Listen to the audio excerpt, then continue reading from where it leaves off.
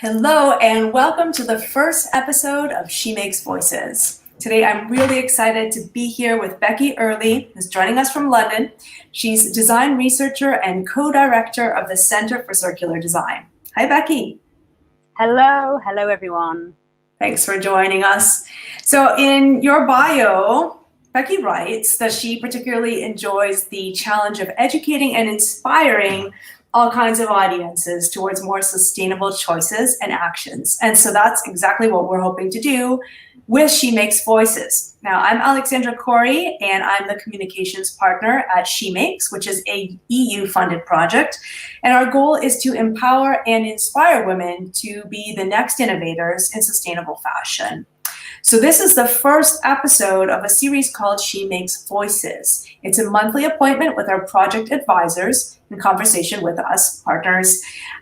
So our advisors are all women who have succeeded in building movements or services or exploring innovations or technologies. And so for that reason, they provide such an important role model to us women as we're moving towards a more circular and sustainable industry. So today we're talking with Becky about her career as a textile designer and and her vision for what would be a more sustainable and circular future. Now let's jump right into that. Becky, what is the absolute coolest thing you've ever had a chance to work on? Oh, start with a really tough question there. I've been so fortunate to work on so many amazing projects. I mean, I love your project, and I'm very, very privileged to be an advisor on it. And I'm really lucky that I get invited now at this stage in my career to sort of be on projects. But I suppose it's initiating them is where the real sort of magic and growth is. So I guess I would say early on, when I was making my recycled shirts and I was showing them in different little pop-up exhibitions, I just felt that there was something more that could be done. It wasn't quite the conversation I wanted to have at quite the right level. And I was talking about this, to somebody, and they said, "You're going to have to make your own exhibition." So I started to think, well, what would it be if I made an exhibition about sustainable fashion? What would be in it, and what would I be saying? And just as I was sort of beginning to think this, I got approached to curate an exhibition at the Craft Council in London. And so it was very fortuitous. So I think that opened in 2006, and it was called Well Fashioned. And I showed 21 UK designers at that time, all working with sustainable fashion. And it was really exciting and really cool to bring people together, showcase their work, really sort of elevate it and say to all the visitors that came through the London Gallery at that time, look, there is another way. Basically, there are these problems, but there's also another way. So curation, my answer to that question is definitely projects where there's a curation element involved. Mm-hmm. Yeah, because it's very, very much public facing. And I mean, you were really at the forefront, 2006, you said, for that. Yeah. And before that, you went to Central St. Martin's in the early 1990s, which to me is got to be like the coolest moment ever. So much envy. I actually went to London and bought Doc Martens around that time. So how do you describe that ambience, and what was it like to study textile print design at that time? Yeah, it was amazing. I'd gone from a little Wiltshire village to a local college, and then I'd gone to do my degree up in Loughborough in the Midlands, and that was great. But it was when I arrived in London in '92 that it really felt like, yes, this is fashion and I'm at the heart of it. And I really sort of was in the centre, in the Central St. Martin's building was in Soho. The back door of the print room opened, straight out into Soho. And it was a really, really exciting time. I mean, it was as much the things I did outside of college as the things I did inside of college at that time that really informed my work and my direction. Lots and lots of art shows. I was really excited by all the new generation of artists at that time, just as much as the fashion designers probably. So I kind of started to bring like almost critical perspectives and discourses into my fashion textiles. Influenced by the culture at the time, really. So in fact, that's one of the things that I was wondering, and it's a theme for the Shemakes project, is since Shemakes provides educational modules for people, anyone who wants to experiment with, say, biotextiles or anything, this is material that's going to be released within the next couple of months. And we're wondering about the difference between formal studies and other kinds of experiences in career development. So how, which one had more of an impact? This formal studies phase, I don't know, how did it prepare you for what you're doing, or how much did other things really factor in? Yeah, I'd definitely be a person who would sort of answer that you need this whole portfolio of options and influences. Of course, formal training is really important, and I would absolutely encourage, people starting out to make sure that they've been taught the core skills. Because if I hadn't gone and done what I did, I ended up doing 6 years, a year of foundation, 3 years of degree, and actually 2 years of MA. And I learned how to design. I learned about, the real sort of technical elements of design and materials. And I think without that, I wouldn't have had the sort of tools and the frameworks to then go off and innovate almost outside of that environment. So both sort of ways of working are really important.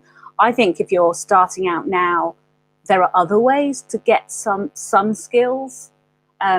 You can definitely access a lot more online training. You can definitely join different courses. I suppose it's a community of people all discussing things that's really important, and you can get that at university. But you can also build those communities yourself. There are lots of ways where you can start sort of these groups where you have these conversations. And I would say that's one of the most important things, because it's fine to have ideas and skills, but you need to act on them. And to act on them, you often need lots of people to help you. And you need everyone to pull together. And that's when, really amazing things happen. So you've got to kind of bring both elements together in your own way. It's great that you say community, because that is another one of the themes here at Shemakes, is something that we're trying to do, is to provide just that kind of surrounding of women who have experience and can help that, and also create a place where you feel safe and you can share creation. So that is fantastic. I was wondering about the sort of light bulb moment of innovation, in particular related to your exhaust print items, which you are modeling. So tell us a little bit about that and how you came up with this idea. What's the process that led to innovation? Yeah, gosh, sometimes there's a light bulb moment, but always after hours or months or weeks of working your way through the forest of ideas. Light bulb moments often happen to me when I'm either walking or swimming or doing something completely different to actually working on the project.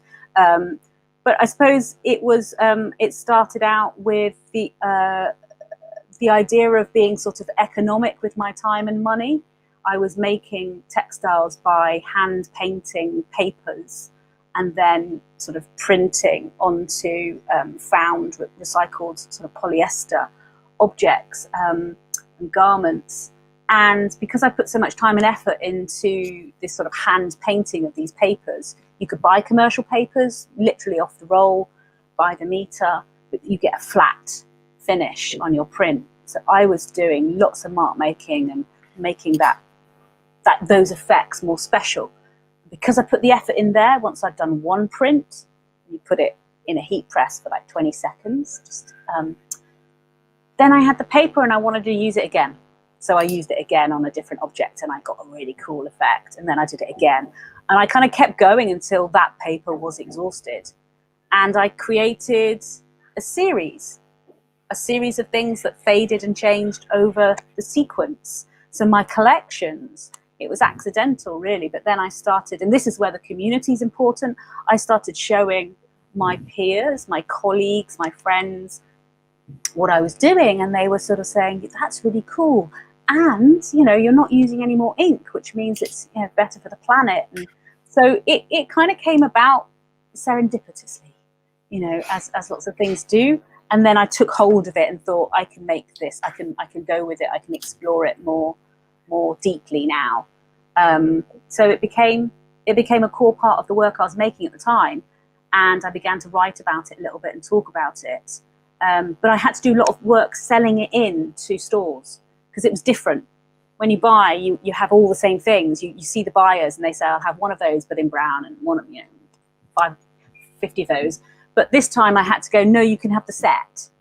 And the set fades from 1 to 10. So you have to buy a fading set of 10. And it's, and it's recycled. And you have to, and this is back in maybe like 97. I was really having to build the conversations with buyers and with shops around why this approach would be something that they could use to talk about and connect with their customers. But it just wasn't really there as a conversation at the time. So how do you convince them? So like I was in the center of the city of Prato, a Tuscan town just outside of Florence, where I am now, the other day, and I saw this pack of young people walk by. I guess it was the high school had just let out. They were all wearing jeans that were all the same cut. They were all the same color. Someone had a variant. I think one girl had green pants, sort of olive green, but otherwise they were all wearing jeans. Their tops were all olive green, black, or white. And they were all the same and all the same cut. So in this society that values this kind of uniformity, and that comes from industry and that gets sort of fed back, right? It's a vicious circle that wouldn't be part of our circular fashion as we're trying to encourage it. How do you incorporate this kind of everything is different aesthetic into what the market wants, and how do you convince the market that the same is lame? Well, it's a very complicated question. Things have really changed. When I was making this work, it was pre-digital printing onto textiles. So we weren't used to seeing things look quite as detailed and sort of pixelated and the way that I could make things look. So I think I managed to convince the buyers because they were pretty unique. And I was never really doing pretty florals. I was always doing quite kind of almost anarchic punk, kind of hard imagery. And I think I probably just got by because there was nothing out there like it. When I was printing barbed wire and chicken wire and pins on fabric, there just was nothing like it at all. So, it couldn't be done digitally. I had to do it all by hand. It could only be done in batches. So it was in short supply. So I think I kind of, I managed to just supply enough of the niche market. But I think you've hit upon something really interesting about I think is so special about circular fashion, in that if we're going to be having our hands on these products and passing them around and changing them and remaking them and remanufacturing, and there's a lot of craft and remaking involved in that, it's a brilliant opportunity to bring in uniqueness and self-expression. And it's a brilliant opportunity, as you know, to bring in women who love to make and who have some of those skills already, whatever age they're at. It's actually a brilliant sort of opportunity to build and rebuild communities of makers and use craft skills differently and offer to the industry and to all these different consumers something that they haven't seen before. So it's about using that design and creativity to open our eyes, to open the doors to new possibilities. And if we can do that and at the same time tell the stories, because the other reason that the buyers probably did go for it was I told a really good story. I mean, I'd be selling my collections, and I pitched hard, and that storytelling kind of goes hand in hand with the product. Mm-hmm. No, absolutely. Every product has to have a good story. I mean, from recycled textiles, we're talking about purchasing wool that has a past life. There's a story to that, and that's a whole lot better than just something that certain brand pushed out because it's brand new. So absolutely all for the storytelling. In terms of innovations in your specific field today, which I take to be from a design point of view, but correct me if I'm wrong, textile printing, textile design, right? Correct. What do you see as being sort of some of the most interesting problems and solutions right now? Yeah, I suppose I would I am still making textiles, but they're kind of tiny moments of time amidst a lot of research and a lot of sort of organization and team leadership and academic work as well. But it's always sort of comes back to the materials and the making. So the things I've made recently have been really exploring the challenges around making a print design which can change over time. So if we're going to make a product last a long time, it would be great if its surface pattern could change. So you could cover up stains, or you could just sort of reprint it if you're getting bored of the look. So my challenge was how to make the first print ready to accept the second print and then the third print. And then I knew that the fourth print could be a solid black. And then I worked with the idea then of this printed garment being turned into another kind of garment. It went into the lining of a jacket, and then it went into jewelry. So we sort of worked a prototype right through a really long extended life cycle. And that made me understand that the way that we think as designers now is totally different. We're just working on one thing in one moment of time, maybe even responding to a trend. But actually what we need to do is get designers to design for this long future, know where it's going to go and be in 50 years' time, and almost like retro-engineer its journey backwards, which threw up just totally different questions for me in terms of pattern, colour, hue, spacing, lots of things.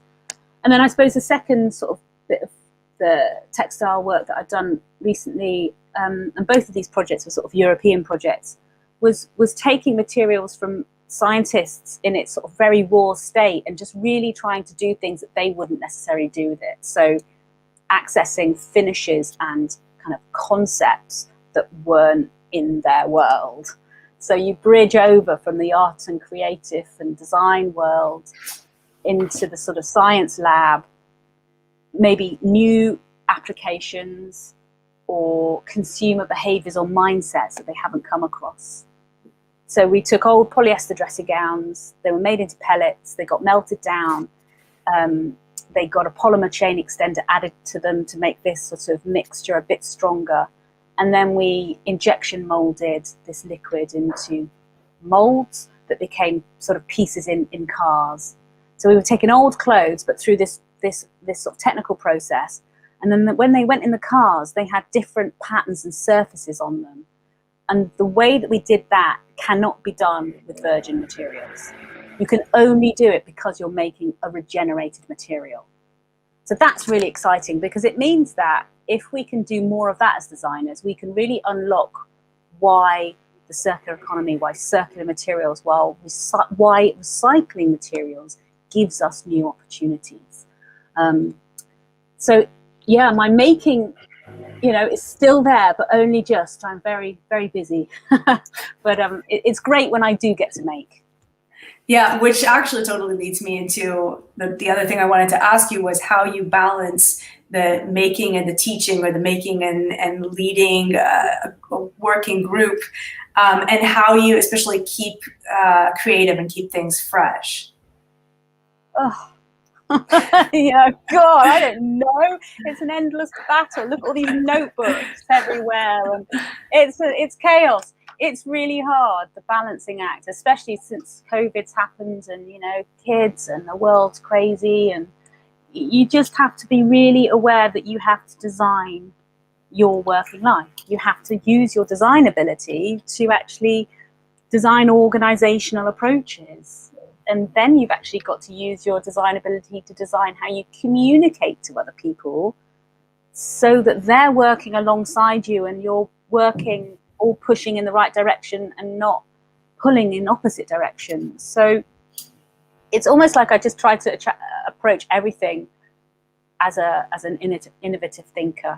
And this is a terrible thing to say, but even bringing up my kids as well, like, how we approach their birthdays or a holiday, or everything can be approached with a fresh way of working, and maybe we just need a lot more of that, because we've got to, with the climate crisis that we have, we've got to really try to do a lot of things differently.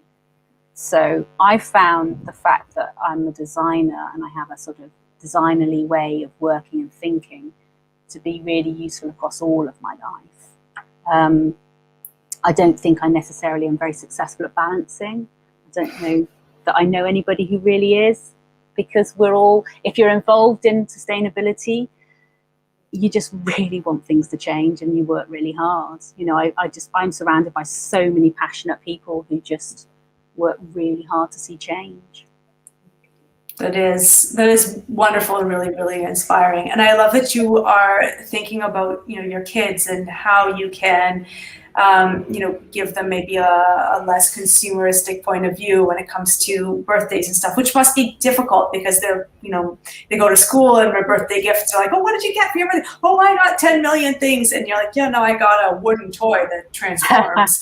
And, but, you know, you really need to work on the next generation for that. And of course, you're doing that through teaching, through being part of an academic institution. So before we met online, we gave you a little survey.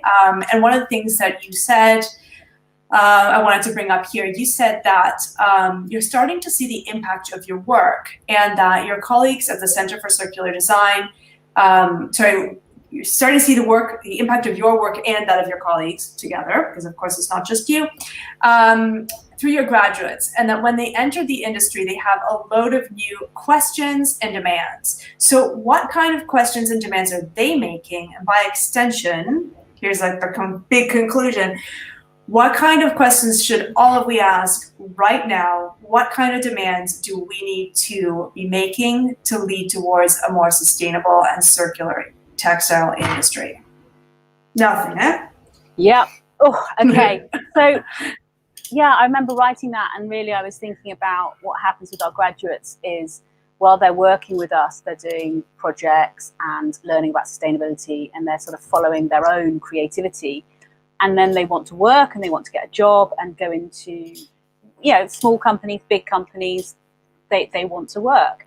And they find that their sustainability ideas and principles are therefore challenged, because they might go and work straight away in a company that's sort of, you know, at the lower end of the market for fashion, and they might find that problematic. And so they're going after these jobs, but our advice and our support to them is find out what's happening with sustainability, ask questions, you know, when you go in.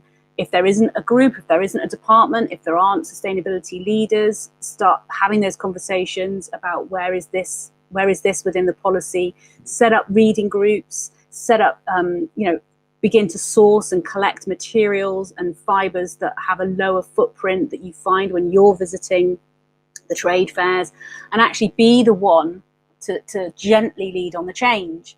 Even if they're the kind of personalities that don't necessarily want to, you know, be really activist, they can begin to conversations in all different kinds of ways. And they can look for roles in the future that do tap into sustainability departments where that's more visible. So, you know, we tell them they have to build up their almost like a separate CV or a part of their CV that talks about their interests in sustainability and the kinds of things that they've done, because we're seeing growth in this job sector. I think there's a really good article in The Guardian recently about what the next generation of graduates are looking for when they go out and they look for jobs. And there's a big decline in working for big corporations and big companies, and a big growth in the startups and the sort of do good companies. And so we're helping them ask the right questions and find their way to roles where their skills can make a real difference. So that feels like really nice. I've got shivers talking about that. That's a really lovely part of my work. Yeah. They are absolutely lucky to have you. And so have we been, because our time is actually up. That went by super, super quickly. Thank you again, Becky, for your time today, and for your help with the Shemakes project in general. We'll be back next month with another episode of Shemakes Voices, and we'll catch up later. Thank you again. Thank you. Thank you so much.